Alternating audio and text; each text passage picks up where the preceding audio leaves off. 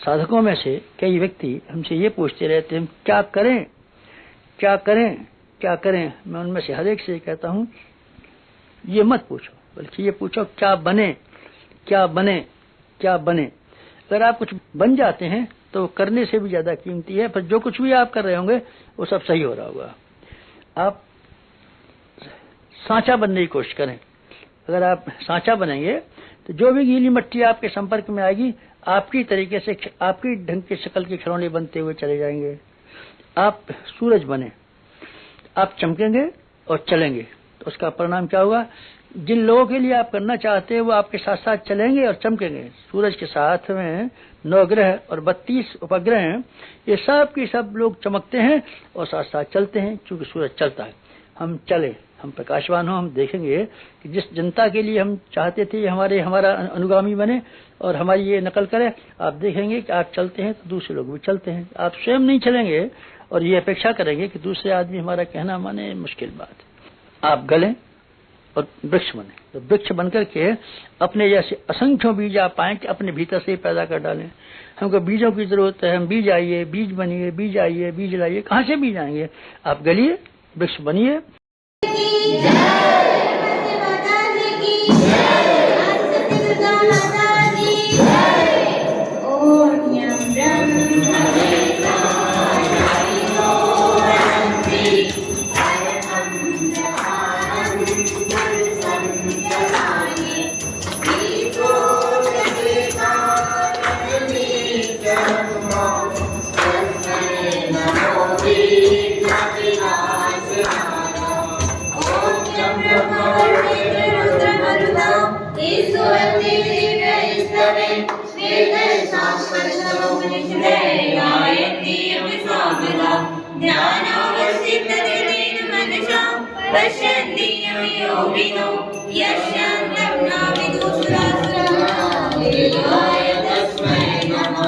देवाय तस्मै नमः।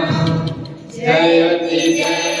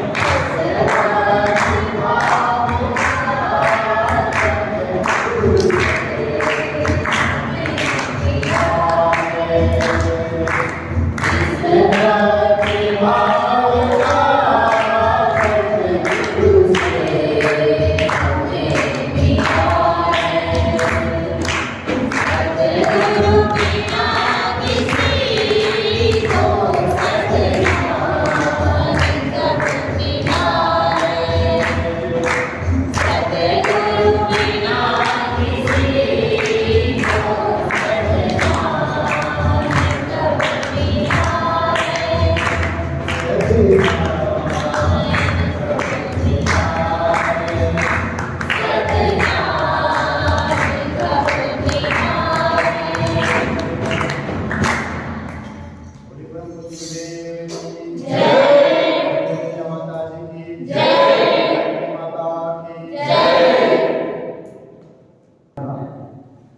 विषय पे आप लोगों से चर्चा कर रहे हैं और आपके मन में जो भी प्रश्न होगा आप एक मर्यादित ढंग से उसको पूछ भी सकते हैं, ठीक है।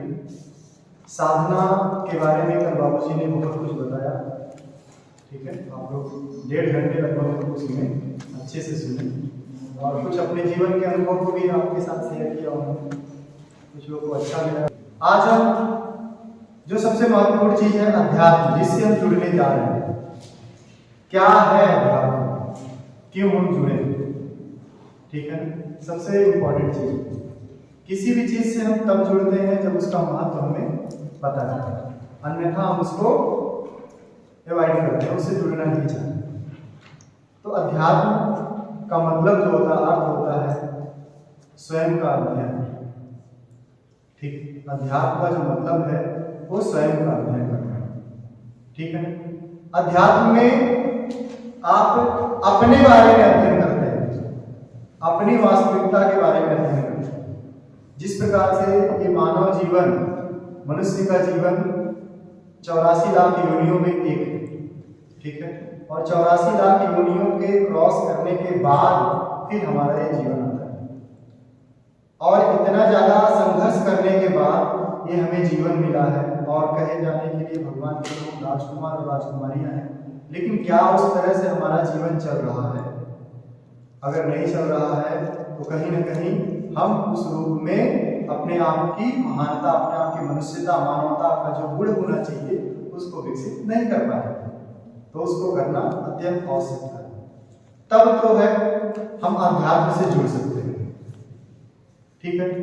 और अध्यात्म की जब बात की जाती है तो फिर बात एक आता है धर्म, ठीक है। धर्म भी आ जाता है, जुड़ जाता है, क्योंकि अध्यात्म का रिलेशन लोग जो समझते हैं, पीले वस्त्र, कुर्ता पैजामा, चंदन, टीका बढ़िया से, पीछे का शिखा, ये सब एक सांकेतिक भाषा से लोग समझना चाहते हैं, समझते हैं कि ये अगर चीजें किसी के पास है तो व्यक्ति आध्यात्मिक है, ठीक है ना। लेकिन क्या इस आधार पे हम एक आध्यात्मिक व्यक्ति की मूल्यांकन कर सकते हैं? नहीं, किसी भी तरह से।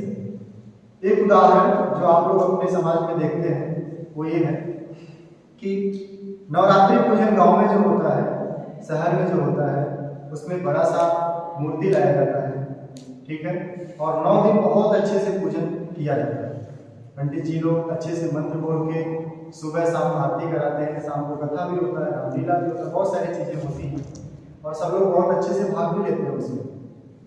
लेकिन लास्ट में जाते जाते जब कार्यक्रम का अंतिम दिवस आता है, उस दिन आते आते जब विसर्जन करने की बारी आती है, हम उस मूर्ति का, उस देवी देवता का विसर्जन करने के लिए जब मूर्ति को ले जाते हैं गंगा तट पे, तो क्या स्थिति होती है?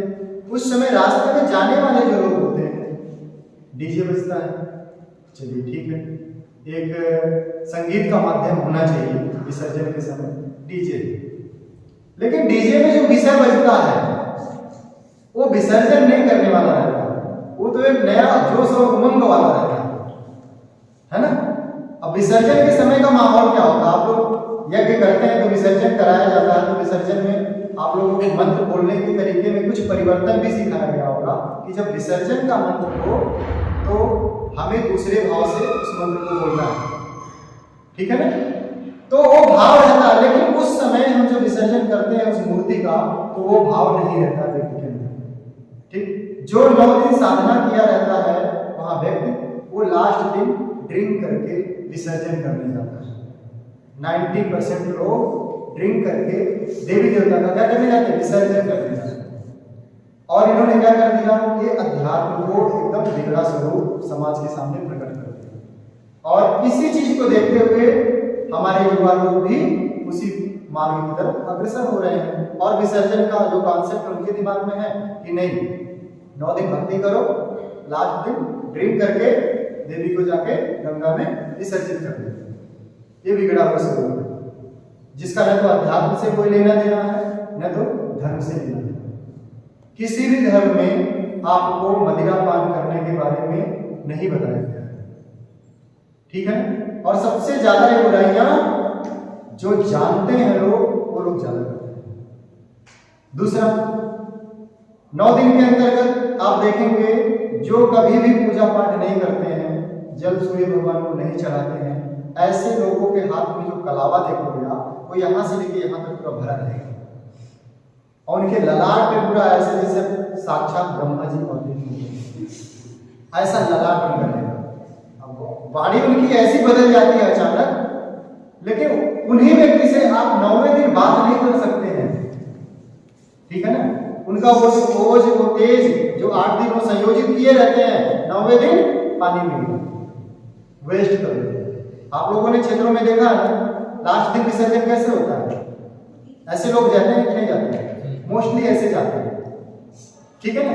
और शिवरात्रि जब आता है, शिवरात्रि के भी संदर्भ में हम अध्यात्म को समझते हैं, अपने भक्ति भाव को समझाने का, लोगों के सामने प्रकट करने का प्रयास करते हैं। वो कैसे कि शिव जी ने क्या किए थे?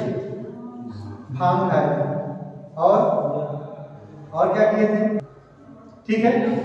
तो कहने का मतलब है शिव जी भांग खाए थे, इसलिए हम भी भांग खाएंगे, भांग पिएंगे।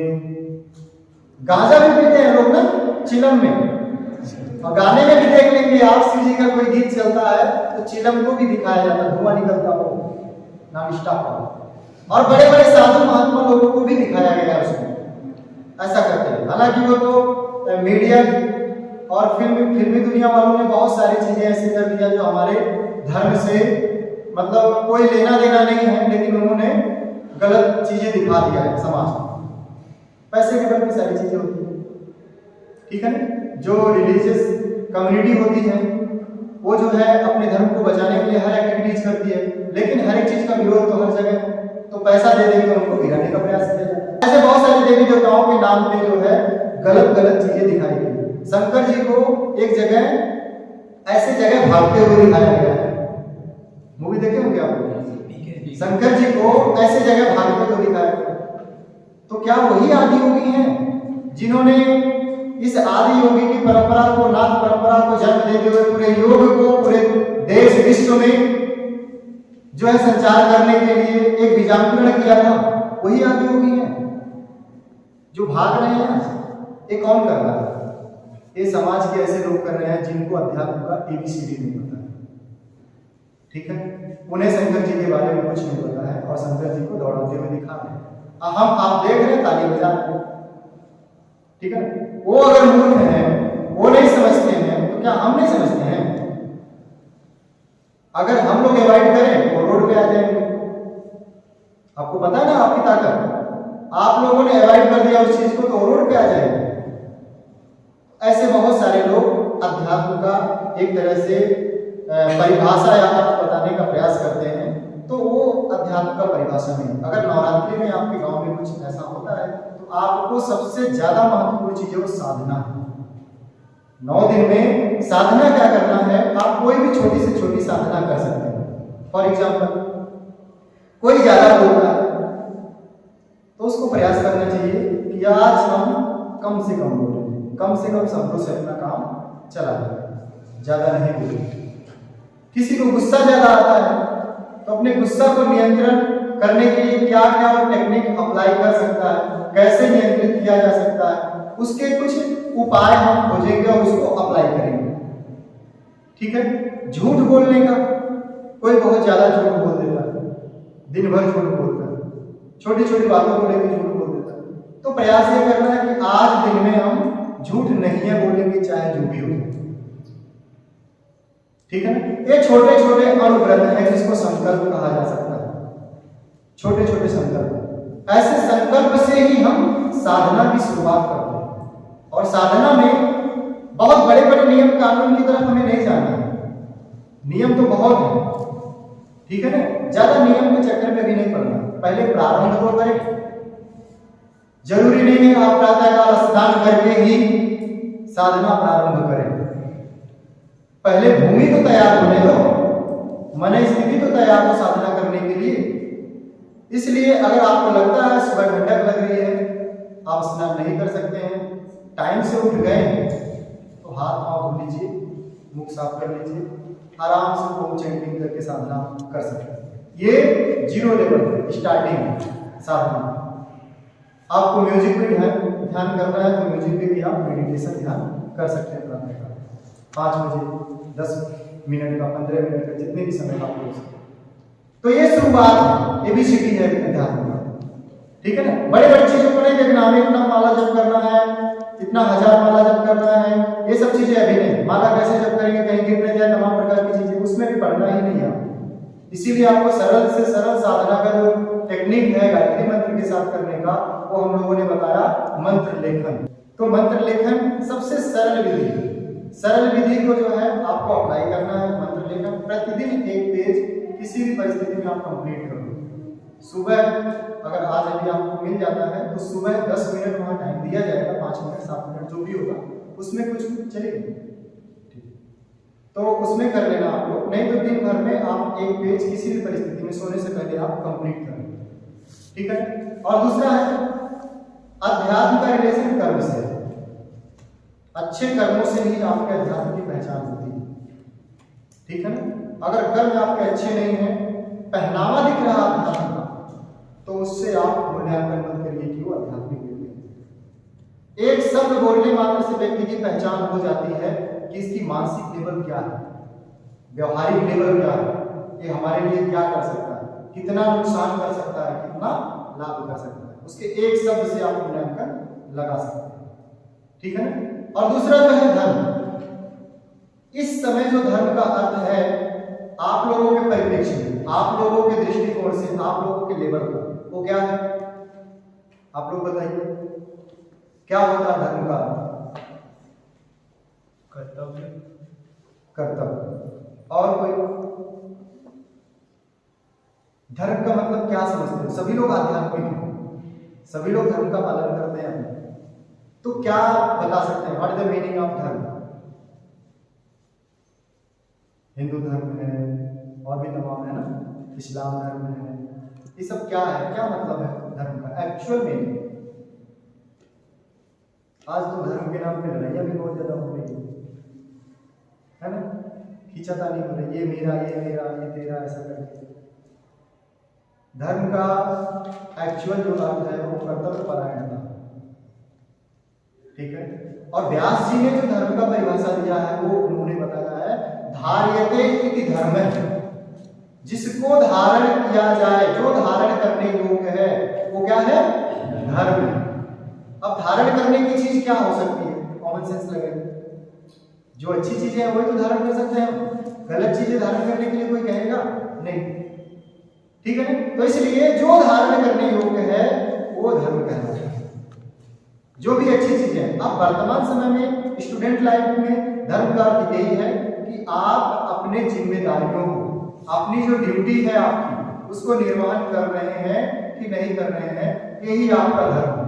अगर उसको नहीं कर रहे हैं, दिन भर पूजा पाठ कर रहे हैं, तो भी आप अपने धर्म का पालन नहीं कर रहे, क्योंकि आपकी ड्यूटी अभी क्या है? पढ़ाई अगर हो रही है तो आप अपने धर्म का पालन करें, अन्यथा नहीं करें, ठीक है ना। तो ये आपकी ड्यूटी है। बाकी जो इसके डिविजन्स के रूप में आप जानते हैं, इस्लाम धर्म, सिख धर्म, ईसाई धर्म। वास्तविकता अगर धर्म के अर्थ में जाना जाए तो ये है कि सनातन धर्म की जब बात आती है, सनातन धर्म का जो अर्थ होता है, सनातन शब्द का जो अर्थ होता है सदा से जो चला आ रहा है।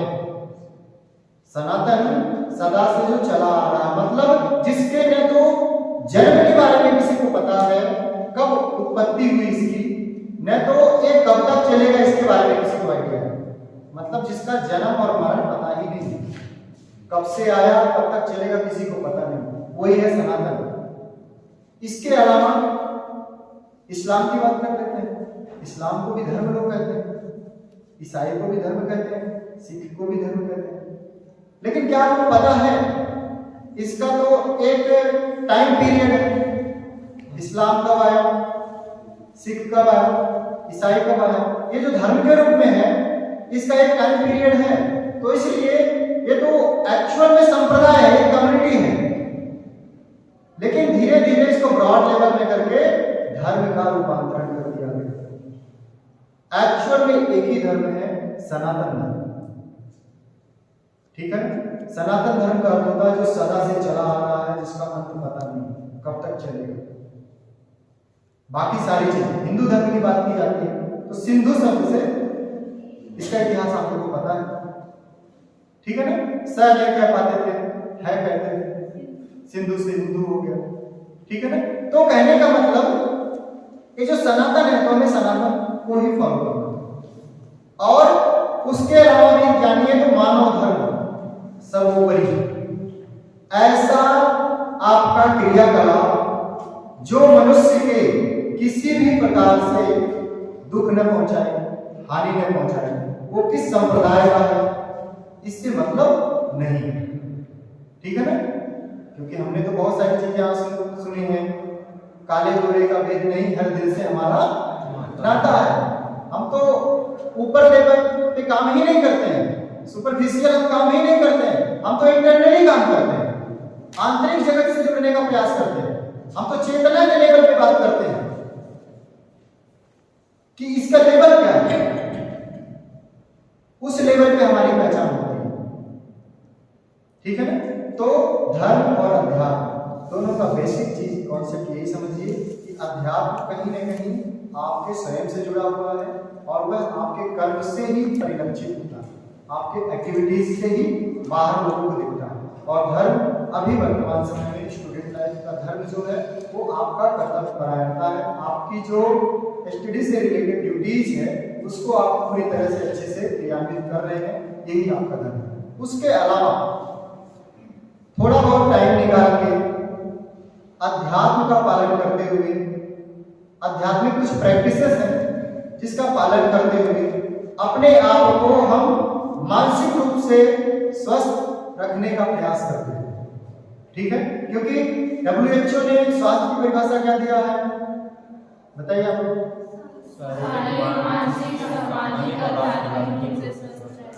हाँ, शारीरिक, मानसिक, सामाजिक और आध्यात्मिक। लेकिन यही डेफिनेशन 1948 में जब WHO ने दिया था तब क्या दिया था? शारीरिक, मानसिक और सामाजिक, फिजिकल, मेंटल, सोशल लेवल पे अगर कोई व्यक्ति फिट फील कर रहा है तो उसको हेल्दी पर्सन कहा जाता था। लेकिन बाद में जैसे रिसर्च और हुआ फिर समझ में आया कि अगर इन 3 लेवल्स पे कोई व्यक्ति फिट है तो भी वो पूरी तरह से स्वस्थ नहीं है। उसके लिए जरूरी क्या है? आध्यात्मिक स्वास्थ्य भी जरूरी है, जो 1984 में फिर उसमें ऐड कर दिया गया WHO के डेफिनेशन में। ठीक ना, तो इस प्रकार से आप physical, mental, social and spiritual level पे पूरी तरह से हेल्दी रहेंगे। तब आपको जो अचानक आपके जीवन में कोई ऐसी घटना घट जाए, अचानक आपके जीवन में कोई ऐसा मतलब समस्या आ जाए, उस समय घबरा जाते हैं। तो जो घबराते हैं उस समय और हमें फिर लोगों की जरूरत पड़ती है, सिंपैथी की जरूरत पड़ती है, तमाम प्रकार की चीजें है ना, हम लोगों के पास जाके बैठते हैं, लोगों को कहते हैं, सुनते हैं और अपने आप को थोड़ा कंफर्ट जोन में आने का प्रयास करते हैं। ठीक है ना, उस समस्या से निकल नहीं पाते हैं क्योंकि उस समय फिजिकल, मेंटल, सोशल तीनों नहीं काम करता। आप जिस व्यक्ति से जा रहे हैं अपनी समस्या के बारे में बात करने, उसका मेंटल लेवल क्या पता आपके मेंटल लेवल से नीचे, तो आपको क्या पता और समस्या को क्लिष्ट कर देगा, है ना। तो इसलिए उस समय सिर्फ एक मार्ग बचता है, अध्यात्म का मार्ग। ठीक है, अध्यात्म के मार्ग में आप मंदिर में चले जाओ। ठीक है, उस जगह पे जाने के बाद आपके माइंड में यही चीज आती है कि नहीं पॉजिटिविटी है, वहां गलत चीज अगर माइंड में आप सोचना भी चाहो तो नहीं हो पाता। ठीक है ना, स्लीपर निकालने के लिए बहुत सारे मंदिरों पे लिखा नहीं रहता, कहा भी नहीं जाता, अपने आप निकाल देते हैं। वहां न तो घर के बारे में सोचते हैं, हम मम्मी पापा के बारे में थॉट्स नहीं आते हैं, सिर्फ अच्छा गुड इसके बारे में आता है, जिसके बारे में सोचते हैं हम भला सोचते हैं। तो किसका प्रभाव है? आपका प्रभाव है। उस जगह का प्रभाव है।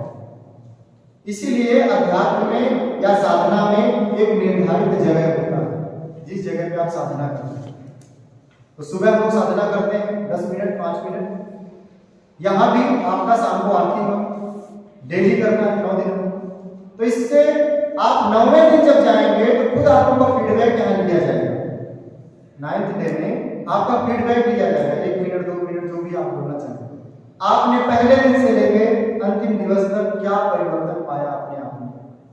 गुस्सा कंट्रोल होगा, टाइम मैनेजमेंट होगा, कुछ और परिवर्तन होगा।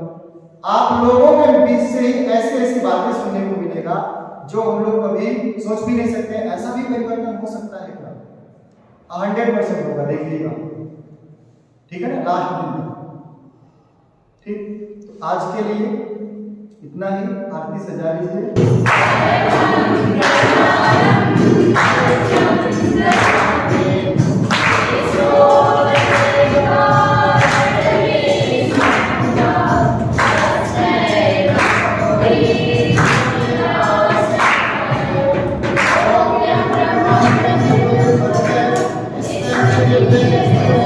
Jai